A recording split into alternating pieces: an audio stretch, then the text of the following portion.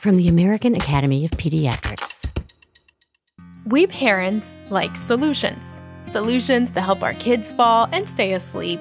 Solutions to keep them safe, to help them walk, to keep them entertained. But what happens when those quote-unquote solutions are dangerous? And how can you even tell if the products being marketed to us aren't labeled as such? You're going to want to supervise play with them because sometimes things are just going to happen where, you're playing around with something, you accidentally swallow it. That happens with my kid who's 6 still. Welcome to Healthy Children, the podcast for parents from the American Academy of Pediatrics. I'm Dr. Edith Bracho Sanchez. I am a pediatrician and a mama figuring it out. This is a judgment-free space where all questions are good questions, and the answers will hopefully be even better. Let's get started. Today we're talking all about products to help you be a smart consumer and keep your kiddos safe. I have with me Dr. Joanna Parga-Belinkie, who is a neonatologist, a mom of 3, and the host of the Pediatrics on Call podcast for pediatricians from the AAP. Joanna, welcome. Thank you so much, Edith, for having me on the show. I'm excited to chat with you, and I wanted to start with a moment of candor with our audience. I like to think of myself, Joanna, as someone who relies on evidence and science to guide not only my practice, but also my parenting. I do have to tell you, though, when I had my own baby, there was a new level of fear and exhaustion that set in, and I started looking for things that would ease my fears, some of which were not safe, and we'll talk more about that.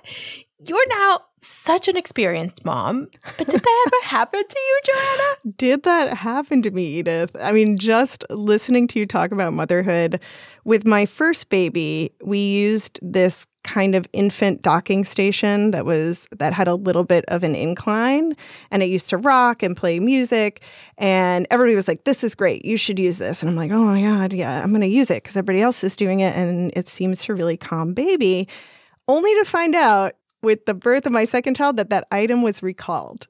And I had used it with my first child, throughout all of that period of time where you worry about SIDS, And so it's hard. It's so hard to be keeping up with consumer products, with them coming out, and with new data and evidence we get when those products come out. Because the truth is, Edith, that the people making these products are more nimble than the science that goes behind ensuring the safety of these products, right? And so sometimes we feel like we're playing catch up because we are with what's going to be the best product for our kids. So I've definitely been there, but I think there are things we can kind of look at as universal things that might help keep kids safe and notice those things in products when they come on the market. Yeah, I love it. And I love that we're being honest about those moments of desperation and exhaustion where you're just trying to get them to sleep and just doing your best.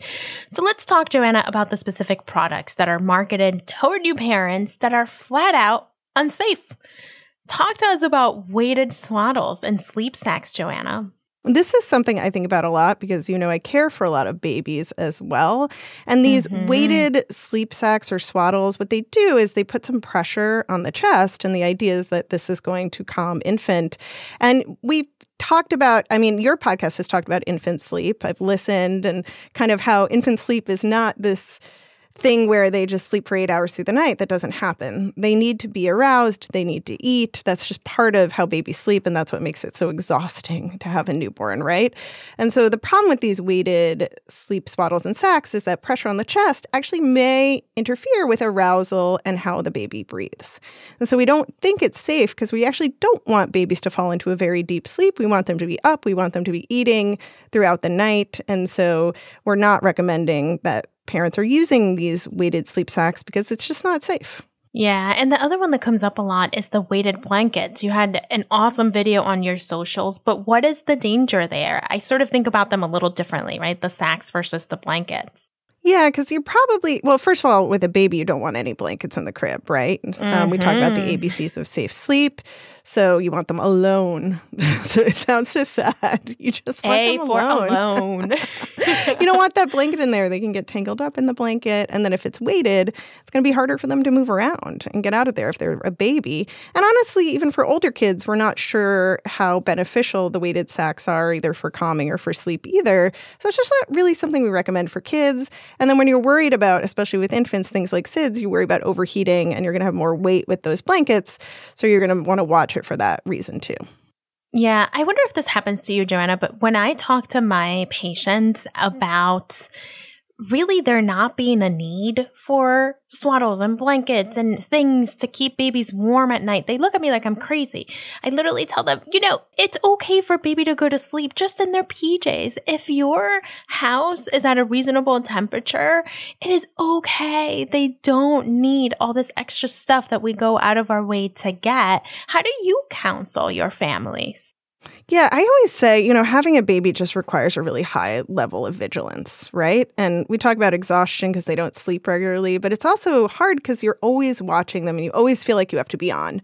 So in the times when you're not on, right, when you're asleep because you need your rest and you need to recover, you want to have them in an environment where you're not going to be worried, because it's going to help you rest better and they're going to rest better and safer if they're in that environment. And that's kind of how I coach through safe sleep environments. I'm like, this is a time where you both want to get rest.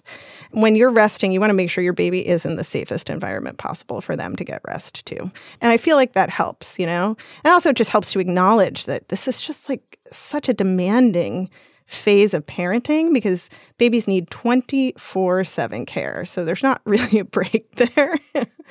And I always say get others involved, get all the help you can, especially in those first few weeks with a newborn.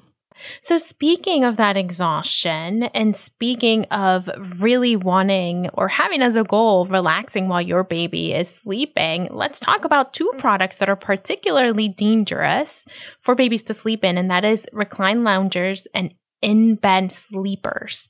Super cute if you've seen them. Super cute, but dangerous. Tell us about those, Joanna. Well, as you know, I used an reclined sleeper. Right. You did tell us that. I tried not to use it as a sleeper. I think like cognitively, I knew that I was supposed to be watching my baby while they were in it. Same. But, the danger there is that the baby's neck, we always talk about support the baby's head.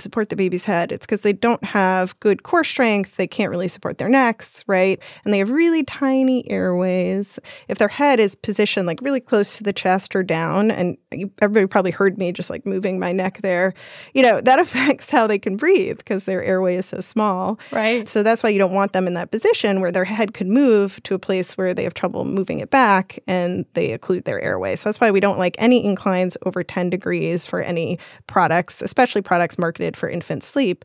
And then those in-bed sleepers are really adorable, but they tend to be like, these super puffy little nests that looks like you could just like snuggle your baby in. But that's exactly what we want to avoid. One thing that always gets recalled a lot too are crib bumpers, right? Because we don't want anything soft or squishy that baby could roll into and then have trouble rolling out of and away from that could block their, again, tiny little nose and their tiny little mouth and where they're breathing. So it kind of all has to do with making sure they're breathing comfortably. Yeah.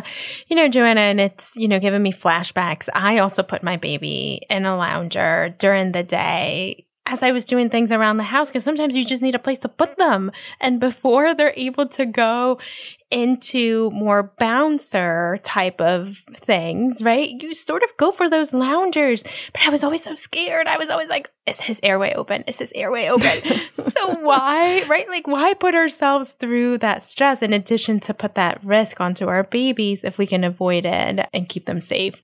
I'm a big fan of like blanket on the floor. Like when you have to go to the bathroom, you just like put out a nice blanket, make it your prettiest blanket.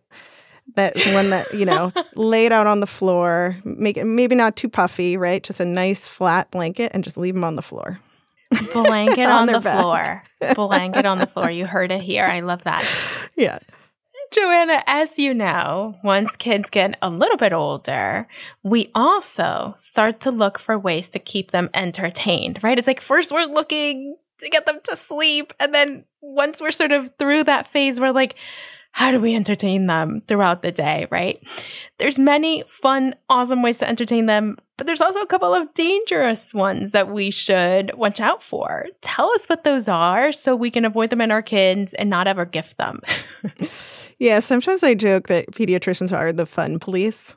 Because we we know like which products are, and then when we see them, we're like, oh, maybe you shouldn't be doing that. Maybe don't run, even though kids love to run, maybe don't do it. So yeah, some things I look out for, it's summertime, and this was actually at my in-laws' house. They had, I don't know if you've seen these reusable water balloons. So they're essentially like these plastic structures, maybe they're silicone, and they open and close. You can fill them with water, and they open and close with tiny magnets, like on the side. And I saw those at my in-laws, collected them all. Your heart said, stopped. No more of these reusable water balloons because I'm scared of these magnets. They could easily become dislodged from the edge. Yeah. And magnets are one of those things that you don't want kids to play with, especially little kids and toddlers, because when you swallow magnets and you swallow more than one, they attract each other inside the body. First of all, they're choking hazards, right? So that's number one, too. So swallowing little metal things, never good. My son has swallowed a penny. And it led to a lot of calls to the pediatrician and a trip to the ED to find out where said penny was. So luckily, it passed through his digestive tract. And my husband was actually able to find the penny, which sometimes you're not going to find that after. So it's a penny that we have. I'm sure it was cause for celebration when the penny passed. But a penny's one thing, right? That could get stuck somewhere. But a magnet, again, imagine if you swallow two, they can stick to each other. And what can that do? That can hurt the intestine. That can cut off blood flow. That can obstruct parts of the intestine so that food and other things can't come through, and that can damage your internal organs. And so that's why I hate magnets. I especially hate high-powered magnets. There was recently a chess set that was recalled that had high-powered magnets attaching the pieces of the chess set to the board. And you've got to watch out for these things. Also, they sell like magnet beads, and just think of how easy it is. I think parents might think of marbles as something that also is a choking hazard, all these choking hazards, right? But these little magnetic beads are even more dangerous because of how magnets attract each other. And that attraction does not go away if you eat them. So so that's one thing. Still a magnet. Yeah, still a magnet. So it's one thing I really look to avoid. And those, to be clear, are totally different from magnetic tiles, which are huge and, in my opinion, totally safe to play with and very entertaining. How do you feel about them, Joanna? I really love magnetic tiles. I think I was playing with them yesterday. We built like a little structure for our animals to be in, our figurine animals. Love it. And what's different about those, so I was talking about the reusable water balloons, and those, like I could actually pull out the magnet, right? And that makes it a choking hazard and a real risk. What I like about the magnetic tiles is for many of the brands, and check this out when you're buying them, they embed the magnet really nicely inside the tile. So it's really difficult to get out. In fact, I don't think you could.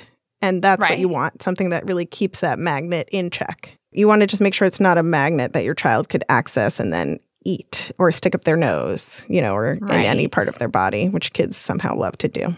Yeah, all the fun and none of that danger there. As we know, those of us who have little kids, the possibilities are endless. Joanna, what other toys come to mind that we should avoid buying in our households or gifting to others? It's so hard, Edith. And can I just tell you this other story since we were going to be real? Do. And I'm like at a family member's house and they have kids and they have older kids. And my kid was 2 and I was letting him run around and play with the other kids. And he comes in the kitchen and he's like this raspy sound, right? And I'm like, that's weird. And I'm like, is he trying to cry? Is he okay? And then someone behind me is like, he's choking. And I'm like, oh my God. So I spring into action as an intensivist. Yeah. And I did something called back blows where I picked him up and I was able to like put him over my arm. And then, he was so little, you can't really do the Heimlich well. So I like picked him up, put him over my arm and did something called back blows where then you use the palm of your hand and you smack the back, right? So I was like kind of holding him down at an angle, smacking his back, and out pops a marble. perfect, beautiful, round, obstructing marble. That did not belong in his airway. Oh my gosh. And I just start crying, and he's totally fine now at this point. He's like, great, thanks, Mom. And I'm like crying and trying to hold him. And he's like, But then it's like, we were at someone else's house, right? So that led to kind of like me then really investigating what was in that environment. And there were older kids there, but I really don't like marble sets for that reason until your kids are much, much older, And always when you're thinking about having guests over who have younger kids, think about what toys you have out, so that you can help protect those children who are visiting you. But suffice to say, like, I hate any little tiny circular structure that you can eat. Yeah. And the other big thing that there was just a recall on were something called water beads. Have you heard of those, Edith? I have, and they're crazy. These are the ones that you put in water and expand. Is that right? Yeah, and they're really fun looking. Like, they look like to be a sensory adventure. Yeah. So I can see the temptation of wanting to get it for your toddler because you're like, wow, this is really fun. It's like this very soft, squishy ball. It's also like in some toys you can buy, that are like covered in like a silicone shell. And then you can see all these little like squishy beads inside. And the problem there is like what you were saying, Edith, if you eat them, they can actually expand. Some of them can expand to like 100 times their size. And that then is not so fun because it leads to kind of all the intestinal issues, the blocking of the intestines. Yeah. Could be an airway issue, right? Yeah. If you stick it up your nose or if you don't swallow it all the way down or get stuck in your throat, So definitely these things are not for kids under 3. And definitely even for older kids, you're going to want to supervise play with them. Because sometimes things are just going to happen where, you're playing around with something, you accidentally swallow it. That happens with my kid who's 6 still. So like these, I think, are very dangerous and something you always want to have your eye on. And maybe something that it's for older kids and not for younger ones who like that oral sensory experience too much. Yeah. Or just not have them in your house at all. They scare me. Yes. Yeah. I have to tell you, I was, just thinking about your story with the marble. I was at a relative's house. I won't name names. And I saw a trampoline in a box. It was still in a box that looked like it had just been ordered. And I sort of just left it. I didn't say anything, but my child will not be playing on that trampoline. I'm going to tell you that right now. And I felt, again, just like you said, like the fun police, but it really is so hard sometimes to relax around other people's houses who perhaps are not baby-proofing or thinking about these dangers in the same way that we are, not because, they're intentionally putting our kids in harm's way, but because they're not thinking about these things actively. Yeah, and the trampoline is just a broken bone waiting to happen. I think that's how we, as pediatricians, view trampolines. And I've actually heard of people getting quoted higher home insurance for having trampolines, too, because of the injuries. Because of I have Edith over on my trampoline, and your kid's arm gets broken. And so who's covering that, as an injury? So, but again, are you not going to send your kid to the trampoline park when there's a birthday party there? It's hard. It's really hard because you want your kid to be playing with other kids and you want them to be jumping and getting their energy out during the day, so that they can be kids and have fun.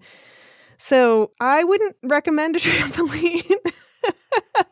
And it's, again, I think one of those things where if you are going to go to a place with trampolines, maybe talking to your kid about it and really watching them. Yeah. Maybe you're not going to be able to prevent injury, but at least you're going to be aware of it and you're going to be on the lookout and you're going to be there to help if something happens. Oh, gosh. It just gives me so much anxiety. We're not even at the age where my kiddo's being invited to these types of parties. I'll be calling you, Joanna, when that happens. Yeah, you have my number. Joanna, again, I'm not going to name names, but I wonder how you've dealt in your family and friend group with people, sometimes older relatives and friends, who see you as a newish mom, right? Just doing your best to keep your kids safe. And they sort of throw these comments like, oh, well, we did that. We made it. We're fine. How do you deal with that? I'll use a generic name, Edith. I'll say grandma and grandpa. I love it. Because many people might have those names in their families. I think it's hard, right? Because we gain more data about safety as time goes on, right? So we start to learn more and more about what's safe. And it's true that maybe a majority of people, let's take car seats as an example, right? Like our parents' generation and the generations before them didn't really use those regularly. It wasn't law to use them. There weren't kind of the safety enhancements and other things that we now know about car seats, right? And so there's a fancy term for this. It's called survivorship bias. Like I lived through it and I was fine, so you're going to be fine too. But no, I think we as pediatricians just try to keep a mind on what's going to be safest for all kids, no matter their abilities, no matter who they are, no matter where they're coming from, right? So we try to give advice that really empowers parents to make safe choices for their kids. It's going to be hard, again, to do it all the time, right? But just to have the knowledge to be aware, that's what's most important. So you don't want to just fall into the trap of, well, someone else didn't get hurt, so probably my kid's not going to get hurt if you know it's something that's going to be unsafe. Yeah, and it applies to so many things. We know better, and now we try to do better. I love that. Joanna, I also wanted to talk to you a little bit about common household products, like things that we may buy to wash our kiddos or to clean our homes. Are there any ingredients based on evidence and science? I know there's a lot of information out there on TikTok and Instagram and all those things, but are there any ingredients based on where the evidence is currently that we should be trying to avoid? You know, that's such a good question because I think this is also an area where we still need to be doing a lot of research. And the reason is that kids are not mini adults. They're still developing. They're still growing. A lot of their hormonal systems are still trying to achieve regulation. So some of these chemicals we might worry about disrupting kind of their normal hormonal trajectories and how they're going to grow.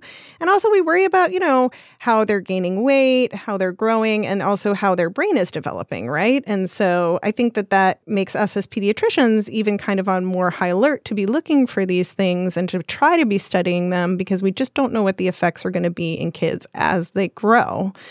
We talk about phthalates in terms of plastics. We talk about things like parabens, triclosan, or anything like with synthetic fragrances. So when you're choosing, for example, like a washing detergent, right? A laundry detergent, making it fragrance-free, chemical-free, things like that, I think will help protect your child as they grow and develop so they won't be exposed to things that might alter their normal course of development. Yeah. It's tough. I mean, it does require a level of vigilance, right? As you said, we do our best. Joanna, you have given us so much amazing information, but before we let you go, I do have to ask you, as a pediatrician and mom of 3, what is your parenting prescription, the one thing you want parents to know when it comes to knowing what products to avoid? So I do want to tell parents to check out the Consumer Product Safety Commission. They have a website, and you can sign up for a newsletter. That way you can be kind of on top of recalls and other things. And I also wanted to say, though, that this doesn't mean that you can't have fun with your kids. This just doesn't mean that you can't try new products. Just be really thoughtful. You know, if it's a product that has a magnet, where is that magnet? How is it secured in the product? If it's a product that like really encourages your child to be active, you know, have there been reports of similar products that have hurt children or where children have been injured because of it? You know, I think just always keep an open mind, always have an eye on fun. Don't be afraid to really play and engage with your kids. But sometimes you don't even need things. Sometimes you are the best way to engage with your child, too. So thinking of games and other things you could do that don't require you to purchase or be a consumer, but just allow you to be present and there is also really great. I love that reminder, as well as all the other information you've given us today, Joanna. Thank you so much, Dr. Joanna Parga-Belinkie, for joining us today. Thank you for having me. And thank you at home for joining us. If you like the Healthy Children podcast, please subscribe on your favorite podcast app and help us spread the word. Follow Healthy Children on Instagram, Facebook, and Threads at Healthy Children AAP, and be sure to visit healthychildren.org, the parenting website of the American Academy of Pediatrics. Healthy Children is a production of the American Academy of Pediatrics. Our creative team includes Ann Johnsos, Doug Nagel, Susan Stevens-Martin, Laura Alessio, Jackie Ortega, Mary Claire Walsh, Hannah Weston, Kathy Jewell, Catherine Beard, and Garrett Brown. And our theme music was composed by Doug Nagel. We'll be back next week. I'm Dr. Edith Bracha Sanchez. Thanks for listening.